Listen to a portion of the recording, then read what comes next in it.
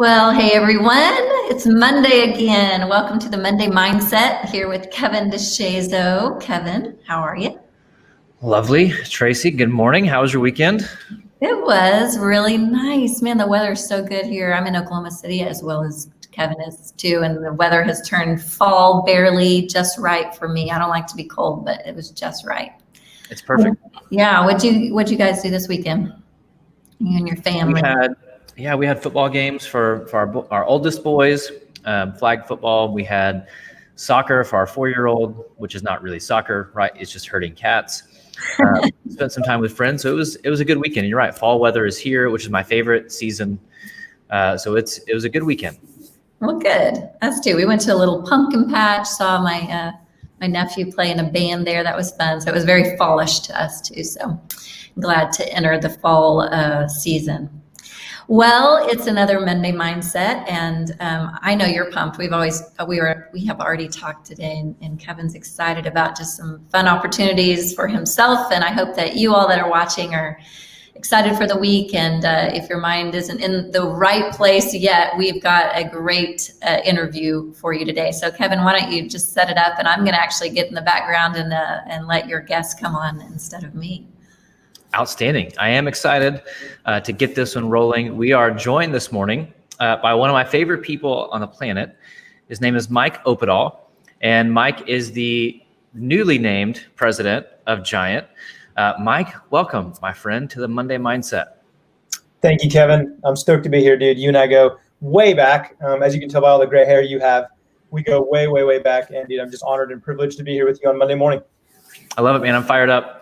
So some backstory on Mike and our relationship. We've known each other, I don't really know, 5 or 6 years, probably. So GiANT, we used to do a thing called Executive Core, and then it became X-Core. It's a year-long program for leaders. It's amazing. And mine was in Atlanta, and Mike was my core group leader. And I remember showing up, and Mike's younger than I am. I'm thinking, like, my insecurity kicks in. I'm like, oh man, I'm getting led by someone younger than me. This is fantastic. And then you meet Mike, and you're like, okay, no, he's got it. Like, he's owning the room. He's got immediate influence with people, whether they're 30 or 50. Just an amazing leader, amazing man, amazing husband and father. So Mike and I have now been friends for 5 or 6 years, and he's just someone I go to for almost anything, right? He's just someone, he's a trusted friend, trusted advisor. And when I think of mindset, Mike is one of the first people that comes to mind. In the GiANT world, we call him the bulldog of liberation. Mike just goes for it. And so I'm excited to spend some time with him this morning for you guys to learn from him. He's been in the healthcare world, been in the GiANT world now for, how long have you been technically with GiANT? You were a client first, right? Yeah, I was a client since 2013. And then I joined Jeremy and Steve on January 1st, 2015. So it's been just over 5.5 years. Yep. And a number of roles, and then has recently been named president. So I'm excited to watch the future of GiANT, right? Come into reality with your vision, with you running that role. So let's talk about mindset, right? It's Monday. We want to think about mindset. And we were talking before with you and Tracy, like, you show up on purpose, right? We talk about this idea of intentional versus accidental all the time. And when I think about mindset, like you just always, I'm sure you have bad moods, but I've never seen you in a bad mood. I've never seen you stressed. I've never seen you go negative. And I don't mean to put like unhealthy expectations, because we're human, right? I know those things exist, but I've just always, every time we've interacted, you've been here. And that's not an accident, right? So how have you worked to develop a mindset over the course of your life, business, family? I think, Kevin, it started when I was young. I was always, people always called me an old soul when I was a kid, which you could take as a compliment. I kind of thought it meant I was boring or something, but actually what it meant was I can always remember a time in my life where I wanted to not necessarily grow up, but I wanted to glean wisdom from those who had gone before me. So even starting at a young age with my parents, I watched how my parents led, how they influenced, how they served, how they were generous. And this is what I told myself. Maybe it was subconsciously at a younger age, but as I got older, I said, I want to take or extract all of the positive qualities that I see in my parents, because they both have a lot of like amazing qualities. And I want to try to leave any of the blind spots or the negativity. Now, I didn't do that perfectly, and I still mess up every day. Just last night, I got in an argument with my son, and this morning I had to go to him humbly and ask his forgiveness this morning to start my Monday morning. But I think, Kevin, from a young age, I sought out people who had gone before me who were successful. I don't mean money, I don't mean power, I don't mean fame. That stuff's fine. What I mean is people who lived a life of peace and who actually lived a life that was worth following. And I said, hey, I want to be more like them. So I think I've always been watching to glean, but also been asking lots of questions to try to find out how could I level up my mindset, because we know you win the battle right here. Yep. Every morning. Yeah, that's right. Yeah. Most of life, I think, is a mental battle first, right? More than physical, more than circumstances, whatever. Like it's a mental battle before anything else. And one of the things that we talk about a lot in the Monday mindset and just in general with teams and leaders is the value of a morning routine, or just the value of mornings. I don't know if I want to say routine, but the value of what you do in the morning. Yeah. And culture has made it this, like, wake up and run a marathon and kill a lion and climb a mountain. And like, that's just extreme, right? And that you have to wake up at 3 o'clock in the morning to do all those things before you start your day. My deal is more of, it's not about when you wake up, it's just what you do when you wake up, right? We would talk about first gear, recharge. Do you have something that you do fairly consistently in the morning so that you can start your day on purpose? Yeah, for sure, Kevin. I mean, used to, when I became an executive of a healthcare company, I would call it rise and grind. Like you said, Kevin, I'm get up as early as I can. I got to get stuff done. I got to check my email. I got to make sure my projects and my to-do list is in order. That used to be how I was. But that was leading down a path of workaholism and, just unhealthy things for my family. And so it was probably about 2010, 11. I made a decision that I would wake up and I'd start my day in the right frame of mind, right mindset. So one of the worst things you can do, and you probably talk about this on the show, Kevin, but the worst thing you can do is wake up and start looking at your phone or your computer, because you let the world tell you what's important. Like, so if I rise up and check my email, then Sally and Joe and Tina, they're telling me what matters to them, and immediately my mind goes to what is most important to them. So for me, when I wake up in the morning, the first thing I do is it's quiet in my house. Even though I have 4 kids under 12, I'm the first one up in the morning. Like you said, it doesn't matter when you wake up. I just wake up in enough time to go downstairs. I sit at either the kitchen table or in the chairs, in the nook. And I pray, I reflect, and I just get my mind right. It doesn't matter how long too, Kevin. Like, there's no regimen. Like, it has to be 30 minutes or an hour or what. It just is, I wake up and I start my mind in the right place, and I don't allow other forces or things to distract me or pull me into their world. Yep. I think that's really critical. It's a really key phrase, because if you start your day with email or work or business related, stressful, maybe task oriented things, you're letting everyone else take ownership of your mindset, because they get to decide what's important, right? And the thing we talk about with mindset all the time is that you actually own it. Mm-hmm. Your mindset is a choice, and you're either choosing it intentionally or accidentally. And that's an accidental choice, right? To let everybody else take ownership in your mind to decide who you should be, where you should be, what you should be. So I think that's a really, really critical thing. So that's the morning. Then the day starts, right? Because that's easy, right? When it's quiet and there's nobody around, you face no adversity, no obstacles, no hard decisions, no hard conversations. How do you try to stay in that frame of mind? Again, knowing that we're imperfect, but how do you try to stay in that mindset throughout the day? Like, is there something you do maybe before a meeting, before maybe a difficult conversation, before conversations where you have to be in the right mindset, right? Is there something you do before those situations? Yeah, I typically look at my calendar for my day and see who am I meeting with, what am I going to be, what's happening, what's expected of me. And see, it's to your point, Kevin, you said this, it's intentional versus accidental. If I have a speaking engagement, right, and I'm going to go see 10 people in a training room, like, I'm thinking about who are the people, what's their mindset, like, what do I need to try to do to bring value to who's going to be there? Hey, I'm going to have a meeting with Kevin today. I better think about how's Kevin doing, like, what's going on with his world. Maybe there's something that I know about, something going on with his family or his kids. And so for me, it's really just being intentional to think forward. One of our clients said this. I thought this was a genius. Said the definition of hospitality is, I thought of you before you came here. Mm. So for me, I just try to think through my day. I don't do this perfectly, but I try to think, who am I going to meet today? What's the intent of those interactions? And how can I just go above and beyond intentionality to ensure that person's interaction with me is good? My dad taught me at a young age, you should always add more value to people than you extract. Mm-hmm. So for me, I just think, like, how could I? Now, it's not like a contest or a game or I'm like overly. It's just like, hey, how do I make sure I add more value to this person than I extract? So I think of who I'm going to meet with. And I think of what do I want to intentionally do during that interaction. Yep, I love that. And so you've served a number of roles with GiANT, sometimes like chief revenue officer or business development, and so you're in meetings with what the world would say are significant people. Yeah. Right. Significant clients where a lot of money could be at play, where massive decisions could be at play. How have you seen that pay off? And I don't just mean transactionally, but thinking the right way going into a meeting. What's been the ROI for that in your life as a leader, as a businessman? Yeah. I think, Kevin, I used to get this wrong a lot. So when I met you, I was in my early 30s and I came on to be the managing partner with Jeremy and Steve. And I was meeting a lot of powerful, influential leaders with all these titles. And I used to get this wrong. I used to think, oh my gosh, I'm meeting with her and she's got this prestigious role. And I would overly think about it. And as a result, I would try to prove myself.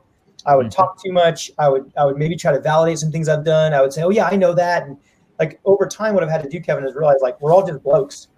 It doesn't matter what title it is or how much fame they have or fortune. It's we're all just people. Are just people. I've been in some rooms where you're like, wow, that person has a very significant people. Everyone in the world knows who that person is, and yet they're just a bloke like you and I. So I think what I've had to do is really focus, Kevin, on number one, everyone's a bloke. Add more value than you extract, but don't overly do it or overthink, and definitely don't assume things about people because of who they are, what their title is, or what they do. So for me, it's almost bringing that down, the expectations down, and just being yourself. And again, showing up to be intentional to add value. I love that. Now I want to shift for a second. We've got some questions coming in from the audience. If you guys have questions, throw those in the chat. We'll definitely get to those. But shifting from business to family, right? Because we talk about leadership in every circle of influence. So having the right mindset in a business meeting is awesome. But I know you're also a husband and you're a dad. So what does mindset look like with family? And how do you try to get into the mindset as a leader of your family? Yeah. It's really funny you asked this question right today, Kevin, because just last night, my wife and I were saying that for a while, we were actually going through Sherpa training on the GiANT platform. And we actually got into a season where we were really busy and we traveled, and all the excuses I'm making up now, but we got out of it. And she was saying last night, hey, I want to do that again. So I think when it comes to your family, it's just like work.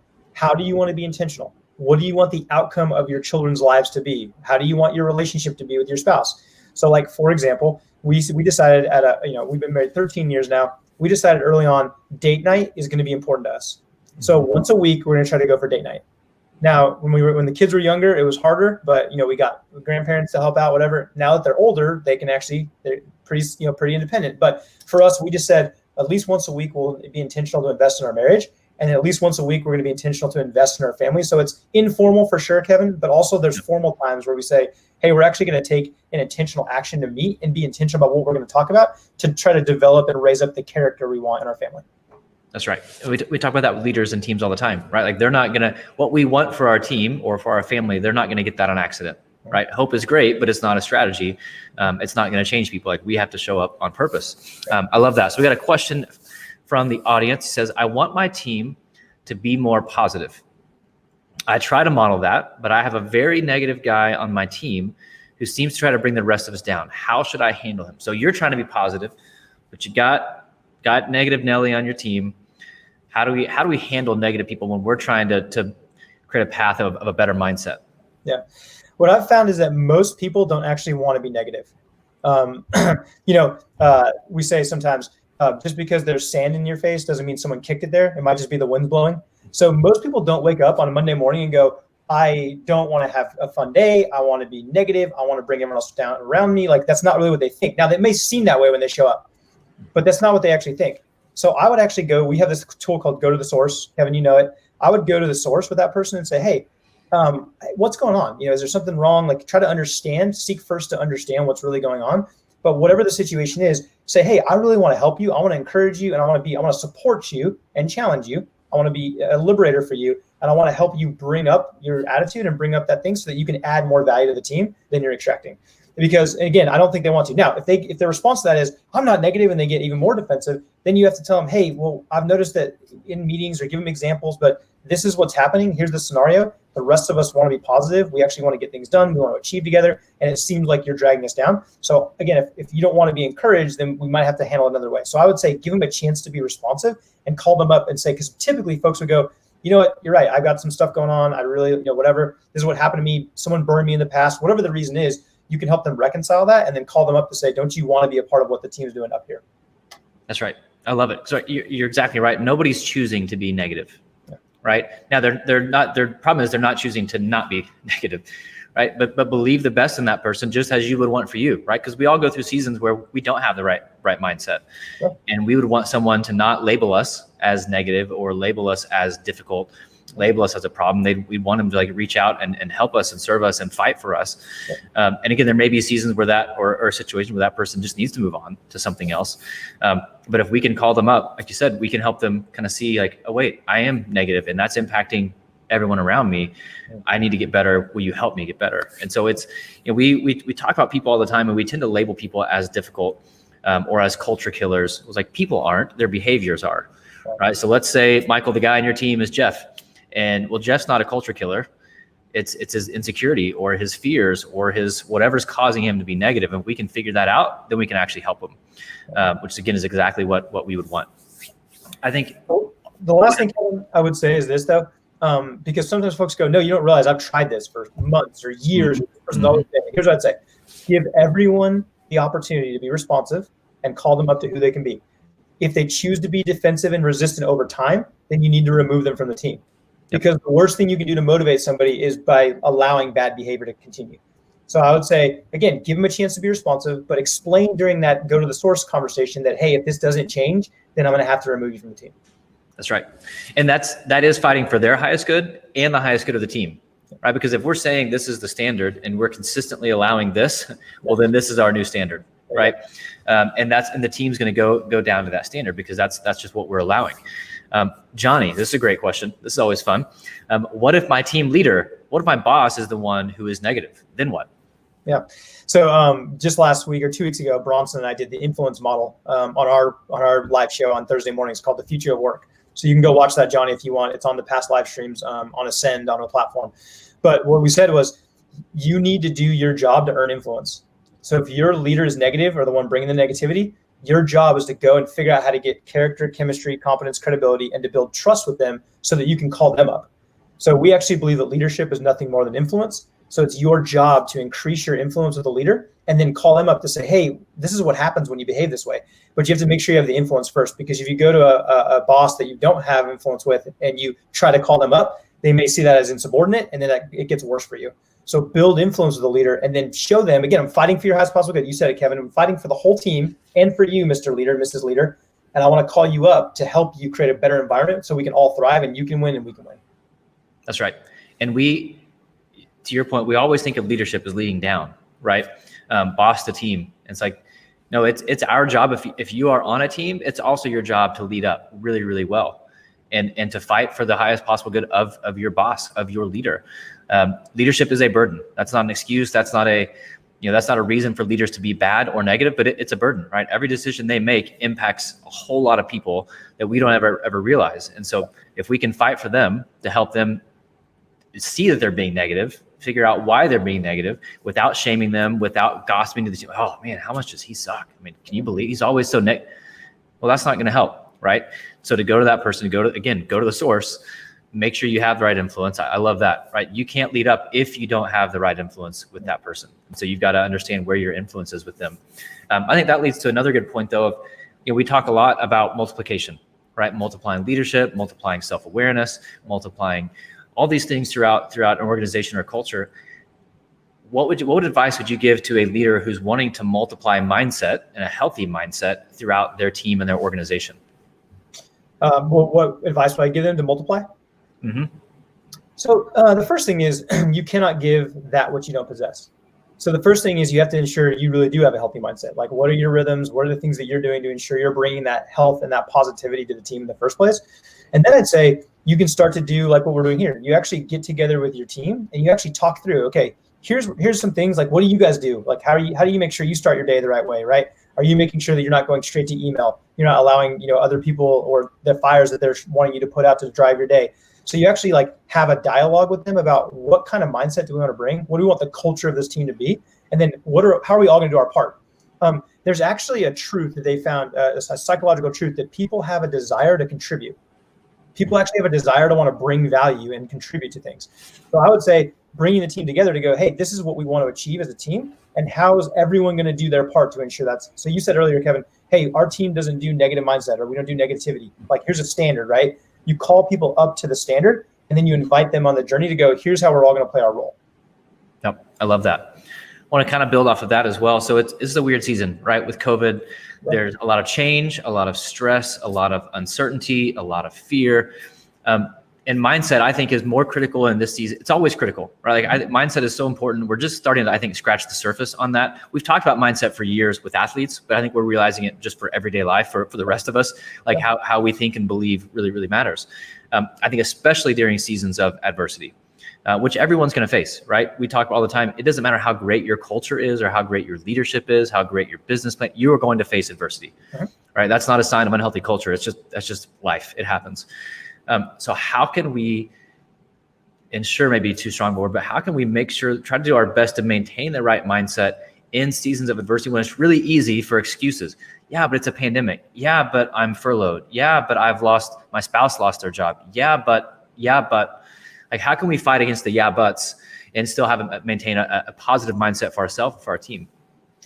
I mean, here's the reality. Only you can drive the outcomes of your own life. I cannot control the pandemic. I can't control what happens in my business. I can't control what happens with my employees. Even if I'm the leader, we actually have less control than we think. But it's up to you to decide what you want for your life. So here's the first thing, Kevin. You said it. I would expect that adversity is going to come. Mm-hmm. If you know in your mind, it's not negative. It's not like, oh no, no. Hey, there's going to be adversity that's going to come. Decide before the adversity comes. I'm going to have a healthy mindset. And I'm going to do my part to ensure that I can thrive and do my best during that issue, that pandemic, that whatever. So just know it's going to come. Like, decide ahead of time that you're going to thrive or be at peace in the midst of adversity. And then finally, do everything that you can to stay healthy during that time and bring other people along the journey with you. Like, the reality is that we are going to live the life that we decide we want to live. And you don't have to let your circumstances. I know things can be really bad. Trust me, I've had a really rough year. In addition to everything else, we had a death in my family. You know that, Kevin. And it's been a really tough year. So I would say, know it's going to come. Decide ahead of time that you're going to get through it. And then the last thing is, this too shall pass. Like, the reality is, no negative season of my life has lasted forever. There's been seasons, sometimes it's short, sometimes it's long, but just know that this too shall pass. And what do I want my life to be like on the other side of this thing?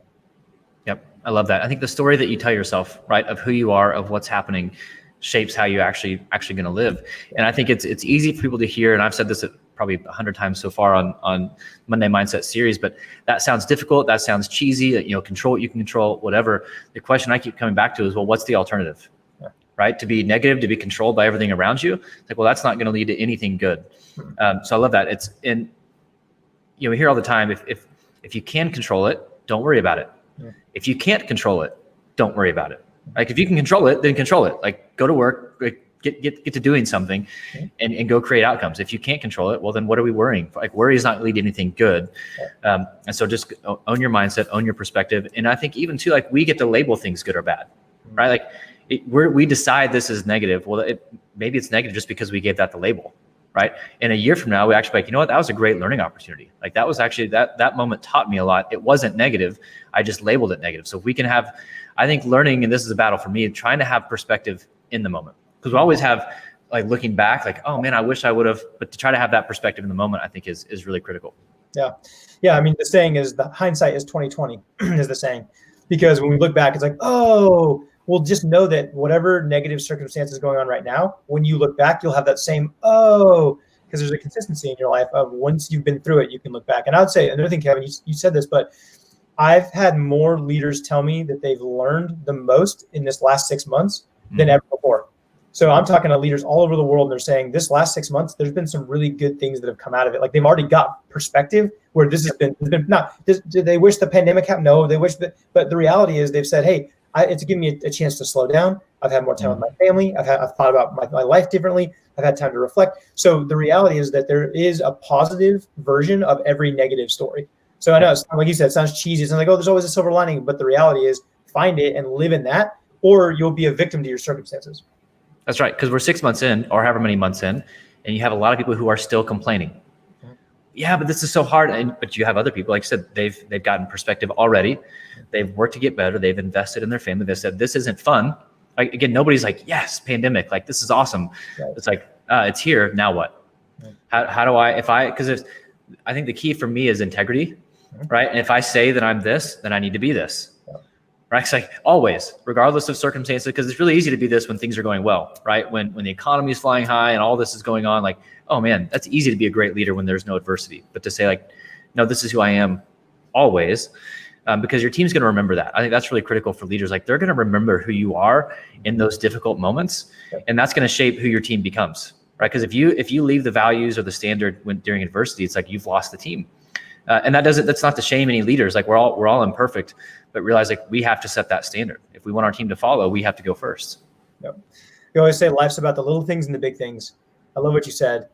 People will remember how you respond to crisis. And so I always say, never waste a good crisis. You can be a strong leader who leads from peace, right, and leads from rest in adverse times, and people will never forget that. And again, it's that example you want to multiply. That's right. That's right. I love it. Well, Mike, man, thanks for hanging out on the Monday Mindset. Appreciate you. Grateful for the way that you lead. Grateful for your friendship. Grateful for your mindset. Any closing words for our 14 million fans who are joining us this morning? That's all we have was 14 million? Yeah, it was a slow day. No, I always just say, I wrap up these things by saying, I just thank you guys. Thank you for spending your time with us. You could be anywhere in the world right now, but you're being intentional to invest in yourself. This is the ultimate slow down to speed up. You're taking time to actually be poured into by other people who want to see you thrive, who want to see you win, who were fighting for your highest possible good. You're receiving it, and this is the right thing to do. This is how you get a right mindset, is you actually invest in learning from people who have the right mindset, right? I'm not talking about myself. I'm just saying coming to see Kevin every week and going, hey, I'm going to start my week with a fresh perspective and something encouraging versus any of the millions of other things you could be doing. So I just want to encourage you all to say, you've done the right thing by showing up today. Even if you're watching the recording, we're just grateful for you. We thank you guys. We say, keep leaning in, we want to add tremendous value to you. So absolutely. Carrie says real quick, pandemic philosophy, positive is positive, possible, and powerful. Yeah, that's awesome. Yep. Slow down, speed up. So yeah, Kevin, no, thank you so much, dude. I love being here with you today, and I love our audience. Love it. Appreciate you guys. We'll hang out in the chat. If you want to have any more questions, we'll be there for a bit. Otherwise, have an amazing Monday, a great week, and we'll see you next Monday. Thanks, Kevin.